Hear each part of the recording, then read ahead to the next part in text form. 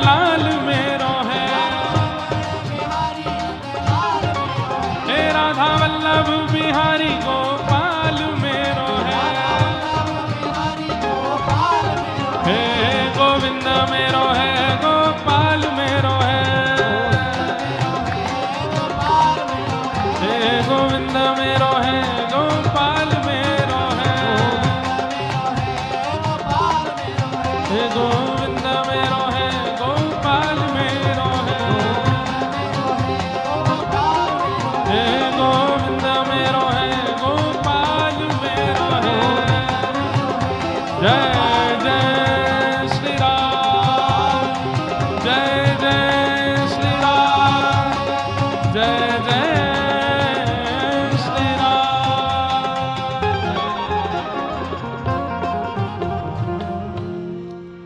सब दुख दूर हुए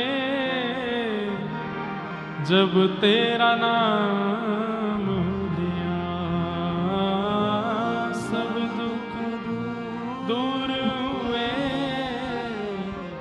जब तेरा नाम लिया। यथा ऋषिकेश खलेन देवकी कंसेन रुद्धार्ति चिरम सुचार्पितम्, विमोचिताहं च सहात्मजा विभो, त्वयैव नाथेन मुहुर्विपद्गणात्। कुंती ने भगवान की सुंदर स्तुति गाई। सब लोग बैठ जाओ। तत्पश्चात ठाकुर जी की पावन स्तुति भीष्म पितामह ने गाई। भगवान पांडवों को लेकर के भीष्म पितामह के पास गए। पितामह की स्तुति सुनकर के ठाकुर जी बड़े आनंदित हो गए और तत्पश्चात उत्तरायण का समय होते ही पितामह भीष्म भगवान में विलीन हुए। बहुत सुंदर स्तुति है भीष्म पितामह की। भगवान द्वारिका प्रस्थान कर गए। कुछ समय बाद परीक्षित का जन्म हुआ। जन्म लेते ही बड़े बड़े ज्योतिषाचार्यों ने परीक्षित जी की कुंडली के अनुसार इतने अच्छे लक्षण बताए, ये ऐसे होंगे, ये राम के समान आज्ञाकारी होंगे, ये सिंह के समान बलवान होंगे, आदि आदि सब इनके बड़े बड़े लक्षण बताए। महादानी होंगे, प्रहलाद के समान भक्त होंगे, आदि आदि सब इनके बहुत सारे लक्षण बता करके सब ज्योतिषाचार्यों ने पांडवों को, युधिष्ठिर को बताया कि भैया आपके घर में ये जो बालक आया है, एक जगह तो कह दिया कि जो पांडु महाराज का ऐश्वर्य और वैभव है वैसा ही इस बालक का होगा। युधिष्ठिर जी बोले आप जब से आए हैं इस बालक के गुण ही गुण बता रहे हैं, एक भी अवगुण आपने नहीं बताया। बंधुओं सब लोग इधर देखिए, सावधानी से सुनिए। युधिष्ठिर जी कहते हैं आपने केवल गुण बताए, एक भी अवगुण नहीं बताया। आवश्यकता क्यों है? क्योंकि ये बात बिल्कुल प्रमाणित है कि इस पृथ्वी पर जो भी जन्म लेगा वो संपूर्ण गुणों से ही युक्त है, ये आवश्यक नहीं है। उसके अंदर एक अवगुण तो होगा, दो अवगुण तो होंगे। एक दो तो हम ऐसे ही बोल रहे हैं, हजारों होते हैं इस संसार में। बल्कि मानव के अंदर देखा जाए तो गुण कम हैं, अवगुण ज्यादा हैं। लेकिन वही जब गुरु आश्रित होता है, एक परंपरा का अनुग्रह करने लगता है, अनुसरण करने लगता है, तो धीरे धीरे गुण बढ़ने लगते हैं, अवगुण कम होने लगते हैं। आध्यात्मिक व्यक्ति गैर आध्यात्मिक व्यक्ति से श्रेष्ठ क्यों है?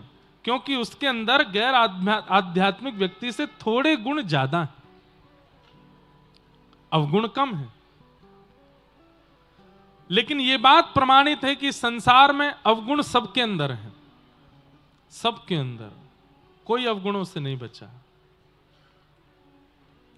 इसलिए युधिष्ठिर जी महाराज बोले कि महाराज इस बालक का कोई एक अवगुण तो बताओ, या इसके जीवन की कोई एक ऐसी घटना तो बता के जाइए नक्षत्र आदि देख के, जिसके कारण इसके द्वारा कोई तो गलती होगी जीवन में। तब उन ब्राह्मणों ने बताया।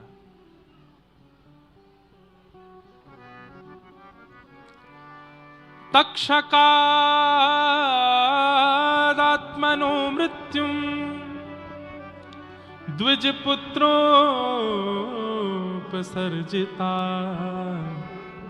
प्रपत्स्यत उपश्रुत्य मुक्त संग पदम हरे। कम से कम आगे बैठे हुए लोगों से तो हमारी प्रार्थना, भैया तुम तो यहीं देखो, पीछे वाले ध्यान से सुनते हैं, आगे वाले इधर उधर करते रहते हैं, ध्यान से सुनिए, बहुत अच्छे अच्छे भाव हैं।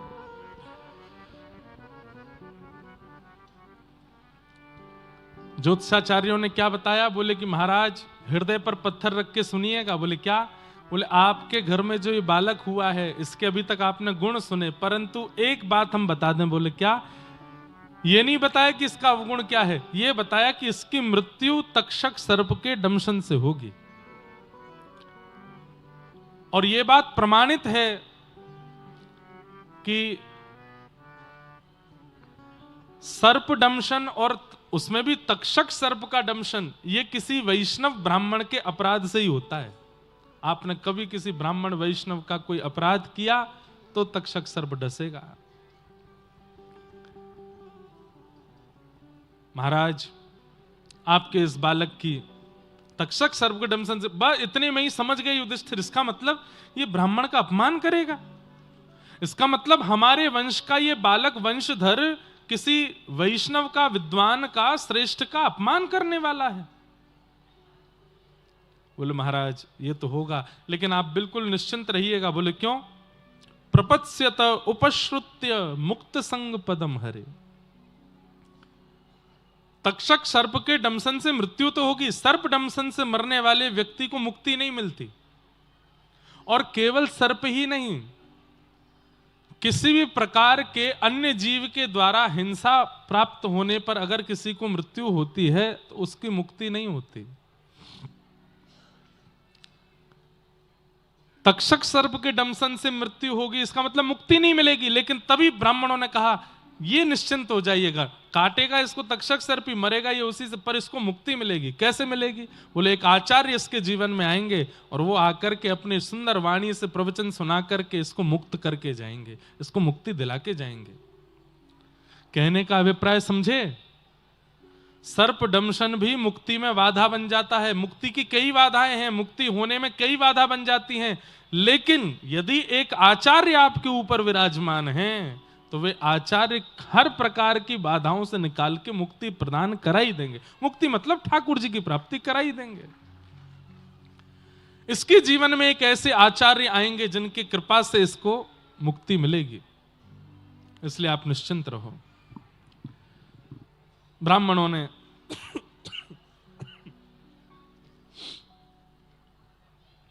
परीक्षित जी के बारे में सब बातें बताई। तत्पश्चात धीरे धीरे परीक्षित बड़े होने लगे। एक बार अर्जुन द्वारिका गए, लौट करके महीनों बाद आए और आकर के उन्होंने एक समाचार सुनाया। क्या? कि जिनकी कृपा से हम राज सिंहासन पर बैठे हैं, जिनकी कृपा से हस्तिनापुर पर राज्य कर रहे हैं, जिनकी कृपा से हमने महाभारत युद्ध जीता, भैया हमारे प्राण धन श्री कृष्ण अपनी लीला पूरी करके स्वधाम चले गए। और ये बात सुनते ही युधिष्ठिर अपने सिंहासन से खड़े हो गए, तुरंत अपना मुकुट उतार कर सिंहासन पर रख दिया। अर्जुन सच बताओ ये सत्य है? बोले हाँ। ठाकुर जी लीला पूरी करके चले गए। और ये बात सुनते ही पांडवों ने परीक्षित को राज्य गद्दी पर बिठा दिया। कहते हैं कुंती भुआ ने तो उसी समय प्राण त्याग दिए जैसे ही सुना कि कृष्ण अपनी लीला पूरी करके चले गए। और पांचों पांडव द्रौपदी के साथ स्वर्गारोहण को प्रस्थान कर गए। राज सिंहासन पर अभी बाल अवस्था के परीक्षित बैठे हैं। धीरे धीरे परीक्षित बड़े हुए। ब्राह्मणों के आश्रय में रहकर के परीक्षित ने राजनीति सीखी, विवाह हुआ, जन्मेजय आदि पुत्र हुए।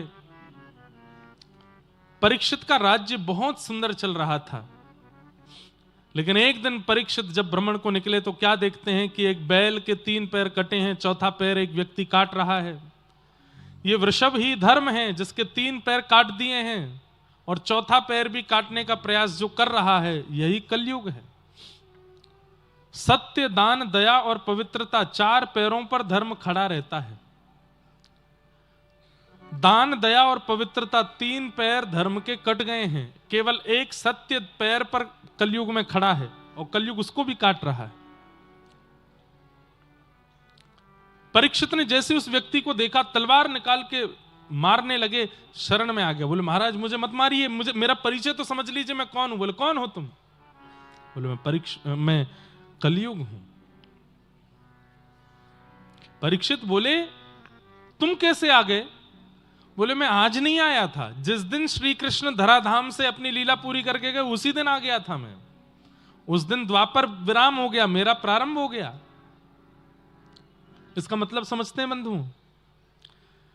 जब तक धर्माचरण पृथ्वी पर है तब तक अभी भी घोर कलयुग नहीं आएगा। जिस दिन कथाएं होनी बंद हो जाएंगी, जिस दिन तिलक लगने बंद हो जाएंगे, जिस दिन शिखा रखनी बंद हो जाएगी, जिस दिन गौशालाएं से गाय चली जाएंगी, जिस दिन वैदिक मंत्र बोलने वाले, नाम जप करने वाले जब तक पृथ्वी पर हैं तब तक कलयुग है, पर घनघोर कलयुग तब भी नहीं आएगा। लेकिन जिस दिन पृथ्वी पर एक व्यक्ति भी भगवत भाव वाला नहीं बचेगा, उसी दिन घोर कलयुग आ जाएगा। जिस दिन कथाएं होनी बंद हो जाएंगी, गौ सेवा विराम ले लेगी, माथे से तिलक और शिखा उड़ जाएगी, उसी दिन घनघोर कलयुग आएगा। ठाकुर जी के चरण जब तक पृथ्वी पर थे तब तक कलयुग नहीं आया। ठाकुर जी के उठते ही कलयुग का प्रवेश हो गया। कलयुग ने कहा मैं तो आ गया, अब नहीं जाऊंगा। परीक्षित बोले तुम्हें जाना पड़ेगा, मैं अपने बल से तुम्हें यहां से निकाल दूंगा। बोले कि महाराज ब्रह्मा का नियम है, ब्रह्मा ने सब नियम से बनाया है। सतयुग के बाद त्रेता, त्रेता के बाद द्वापर, अब मेरी बारी है, मुझे कैसे, ब्रह्मा की कृति से आप विपरीत नहीं जा सकते। हां एक काम हो सकता है। बोले क्या? कुछ स्थान नियुक्त कर दीजिए, मैं वहीं रहूंगा। यह मेरा वचन है कि उन स्थानों को छोड़ के मैं कहीं नहीं जाऊंगा। तब परीक्षित ने 4 स्थान प्रदान किए। द्यूतम पानम स्त्रियः सूना, ये 4 स्थान प्रदान किए। द्यूतम यानी जुआ, पानम यानी मदिरा पान, भक्ष भक्ष सेवन, पर स्त्री पर पुरुष संग और हिंसा। इन 4 स्थानों में कलयुग निवास करता है। पुनश्च याचमानाय जात रूप मदात प्रभु, पुनः याचना की कलयुग ने कि एक स्थान और दीजिए। तब अनीति से कमाया गया धन, ये 4था स्थान, 5वां स्थान दिया। मतलब ये 5 जगह पे कलयुग रहता है। जुए में रहता है, भक्ष भक्ष सेवन में रहता है, मदिरा पान में रहता है, पर स्त्री और पर पुरुष के संग में रहता है, कलेश लड़ाई झगड़ा मारकाट में रहता है, और बिना मेहनत से कमाए गए धन में रहता है। ये 5 स्थान हैं कलयुग के। हमारे जीवन में जितनी विकृतियां आ रही हैं, इन 5 में कहीं हमारा प्रवेश हो जाएगा तो विकृति आनी स्वाभाविक है। और हमें सबसे ज्यादा लगता है 5वां वाला, बिना मेहनत से कमाया गया धन, इसमें हम ज्यादा प्रवृत्त हैं। इसलिए कलयुग का हमारे जीवन पर, बुद्धि पर आक्रमण होता रहता है। लेकिन हम लोग कथा सुनने वाले लोग हैं, हमको लगता है कि जुआ वुआ कम खेलते होंगे लोग, मदिरा पान भक्ष भक्ष कम होता होगा। नहीं, तादाद इतनी ज्यादा है जुआ खेलने वालों की कि हम भक्तों की संख्या कम पड़ेगी उनके आगे। मदिरा पान, अरे कोरोना में सब बंद हो गया, पर यही बंद नहीं हुए। क्यों? इकोनॉमी इनसे चल रही है देश के। मदिरा पान भक्ष भक्ष सेवन, हमें लगता है, हम क्योंकि भक्त लोग हैं ना, हमें लगता है कि भाई मांस मदिरा लोग कम ही खाते पीते होंगे ना। स्टॉक के स्टॉक खत्म हो जाते हैं एक एक दिन में, ट्रक के ट्रक खत्म हो जाते हैं एक एक दिन में, एक एक। अच्छा एक चीज और देखो, नगर में आप घूम के देखोगे मिठाई की दुकान ज्यादा है, जलेबी पकौड़ी कचौड़ी की दुकान ज्यादा हैं, मदिरा पान मांस की दुकान 2-4 ही होंगी, लेकिन फिर भी हलवाई से ज्यादा पैसे वाले वो हैं जो मदिरा बेचते हैं। एक दो दुकानों में ही उनका इतनी कमाई हो जाती है कि महाराज एकड़ों जमीन खरीद रखी है उन्होंने। कैसे? कलयुग का प्रभाव है। हमें आपको लगता है कि ये सब नहीं होता होगा संसार में, पर स्त्री गमन, पर पुरुष गमन सब चल रहा है। कलिकाल से यदि बचना है, कलिकाल में आप जन्मे हो, इससे बच नहीं सकते, पर इन 5 स्थानों का अगर आपने परहेज किया, द्यूतम पानम स्त्रीह सूना और जात रूप मदात प्रभो, तो हो सकता है कि कली आपकी मुक्ति में बाधा ना बने। 5 स्थान दे दिए, राजा परीक्षित लौट करके आए, एक मुकुट सिर पर धारण किया, कलयुग ने प्रवेश कर लिया दिमाग में, क्योंकि अनीति से कमाया गया मुकुट था। वैसे ये प्रसंग स्पष्ट रूप से भागवत में ऐसे नहीं है कि मुकुट पहनने से कली का प्रवेश हुआ, लेकिन क्योंकि प्रचलित बात है इसलिए कहते हैं कि जैसे मुकुट धारण किया तो कली ने प्रवेश कर दिया। और राजा परीक्षित आखेट को वन में गए, जाकर के वहां पर शमीक ऋषि के आश्रम पर जल याचना करने लगे, लेकिन ऋषि तप में बैठे थे तो जल नहीं पिलाया। इस अपमान के कारण मरा हुआ सर्प गले में डाल दिया। मैं जल की याचना कर रहा हूं और ये अपने ध्यान में बैठे हैं, तप में बैठे हैं। मैं कथाओं में कहा करता हूं बंधुओं, कलयुग जीवन में आएगा तो सबसे पहले किस रूप में उसके लक्षण दिखाई देंगे? सब लोग इधर देखिए, ध्यान से सुनिए। कलयुग जीवन में आएगा तो उसका सबसे पहला लक्षण क्या है?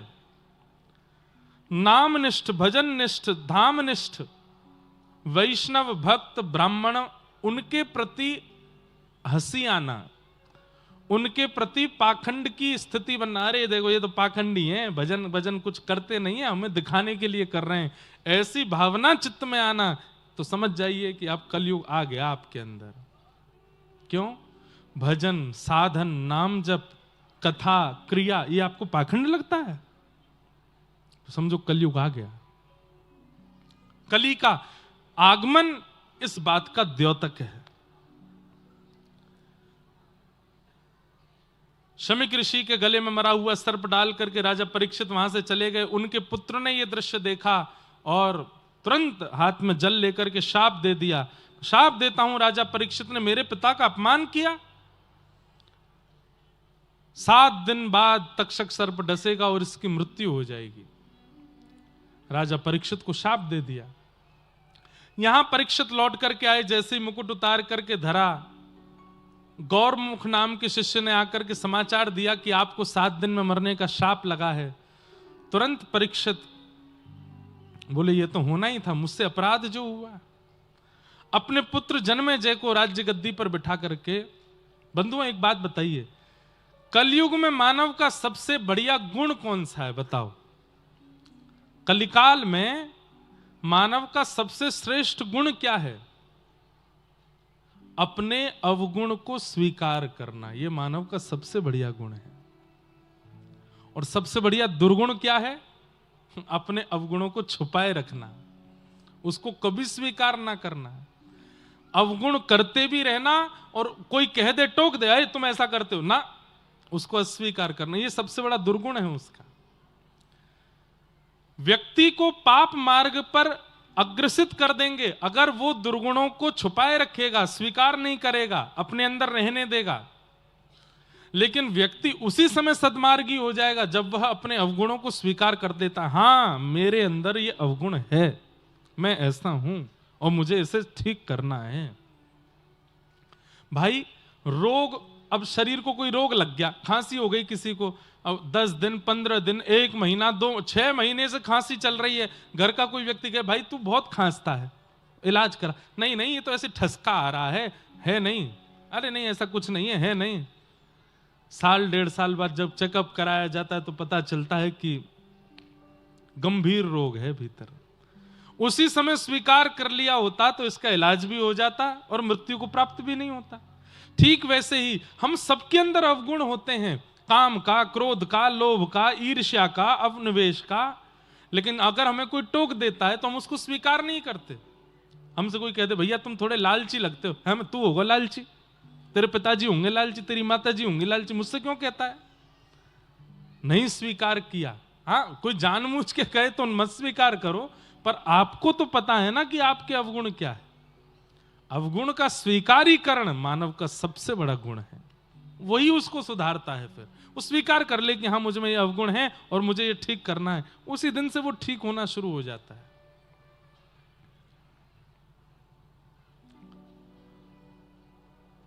राजा परीक्षित ने स्वीकार किया कि मैंने अपराध किया है। अपने पुत्र जन्मेजय को राज्य गद्दी पर बिठा के चले गए और वन में जाकर के संतों से कहा, जिसके जीवन के केवल 7 दिन बचे हैं उसको अपनी मुक्ति के लिए क्या करना चाहिए, कृपा कर मुझे बताओ। सब संत अलग अलग बातें करने लगे। तभी वहां पर श्री सुखदेव जी का आगमन हुआ। तत्रा भवद भगवान व्यासपुत्रो यदिच्छया गामटमानो नपेक्षः अलक्षलिंगो निजलाभतुष्टो व्रतस्य वालैरवधूतभेषः। बोलो सुखदेव जी महाराज की जय। सुखदेव जी आए, आते ही व्यास मंच पर विराजमान हो गए। राजा परीक्षित ने चरणों में प्रणाम करते हुए कहा, महाराज अतः पृच्छामि संसद्धिम योगिनाम परमं गुरुम पुरुषस्य यत् कार्यम म्रियमाणस्य सर्वथा। कृपा करके मुझे बताइए मेरा उद्धार कैसे होगा, मेरा कल्याण कैसे होगा, मेरे जीवन के केवल 7 दिन बचे हैं।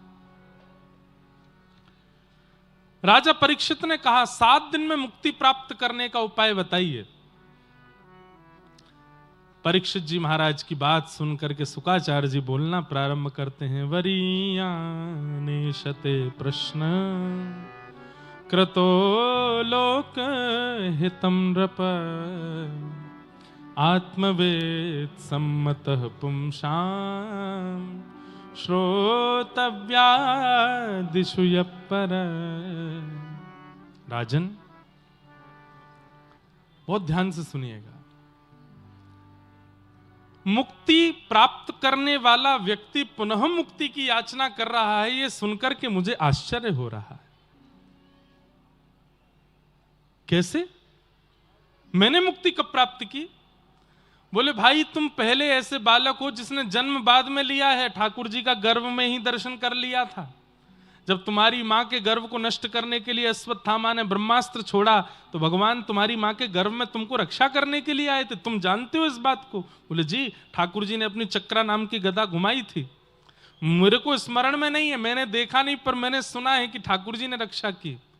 तो सोचो, जिसने जन्म से पहले ही भगवान का गर्भ में दर्शन कर लिया हो, उसको मुक्ति की आवश्यकता क्या है? मुक्ति किसको मिलती है? जिसने एक बार भी भगवान का साक्षात्कार जीवन में किया हो, जिसने एक बार भी ठाकुर जी का अनुसंधान किया हो, जिसकी दृष्टि एक बार भी ठाकुर जी को देख चुकी हो, उसको मुक्ति निश्चित है। तुम्हें मुक्ति की इच्छा क्यों है? तुम तो पहले से ही मुक्त हो, और तुम फिर अब यह कह रहे हो कि मेरी मुक्ति कैसे होगी, कृपा कर मुझे बताओ। मुझे ये बात समझ नहीं आ रही है। लोक हित के लिए यह प्रश्न अच्छा है कि बाकी लोगों को मुक्ति कैसे मिलेगी, क्योंकि उन्होंने गर्भ में भगवत दर्शन नहीं किया। पर तुम अपने लिए अगर यह प्रश्न कर रहे हो तो यह प्रश्न उचित नहीं है। तो मैं क्या प्रश्न करूं?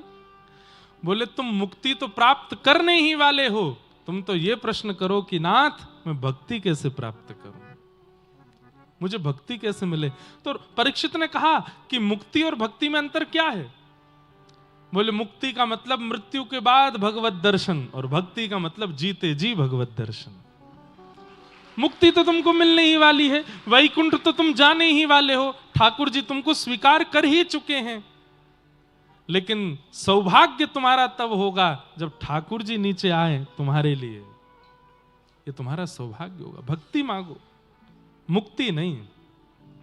मुक्ति तो तुम्हें प्राप्त हो ही चुकी है। बंधुओं, हम सबकी भी यही धारणा हो मुक्ति तो हमारे जीवन में निश्चित है ही, मिलेगी, क्योंकि हम कथा सुनते हैं, ठाकुर जी का भजन करते हैं, राम नाम जपते हैं, मिले नहीं मिले लेकिन हमें विश्वास है मिल ही जाएगी। लेकिन उससे पहले भक्ति की इच्छा हो कि नहीं, मुक्ति तक प्रतीक्षा थोड़ी करूंगा मैं अपने अंतिम श्वास तक प्रतीक्षा थोड़ी करूंगा, मुझे तो अभी मिलना है। श्याम सुंदर मेरे सामने आओ, मुझे दर्शन दो, मुझे मिलना है। तो भक्ति का मतलब क्या है? जीवित अवस्था में भगवद अनुभव, ये भक्ति है। हमारे जितने आचार्य चरण हुए, इन्होंने मुक्ति की, मृत्यु की प्रतीक्षा नहीं की है ठाकुर जी के दर्शन के लिए, सबने जीवित अवस्था में अनुभव किया है ठाकुर जी का। और हर दिन हमारा समय घटता जा रहा है, हर क्षण हमारा समय घटता जा रहा है। इसलिए हर क्षण ये चिंता प्रकट कर दो, अगला क्षण भी गया, 1 घंटे और चले गए मेरे जीवन के, 4 घंटे, 1 दिन चला गया मेरे जीवन का, 1 वर्ष चला गया, कब मिलेंगे श्याम सुंदर, कब मिलेंगे? ये प्रतीक्षा कि आप कब मिलोगे, यही प्रतीक्षा भक्ति को जन्म देती है, और फिर भक्ति भगवान को अवतार लेने पर मजबूर करती है।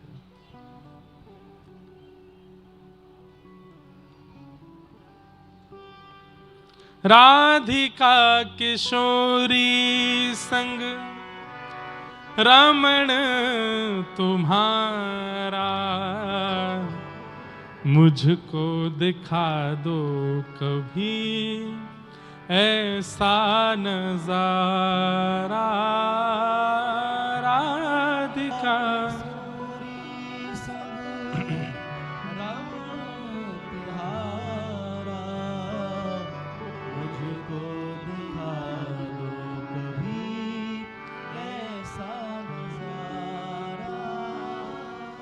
फिर चाहे मैं मर जाऊं, फिर चाहे मैं मर जाऊं, बसा कर नैनन में, छिपा कर नैनन में।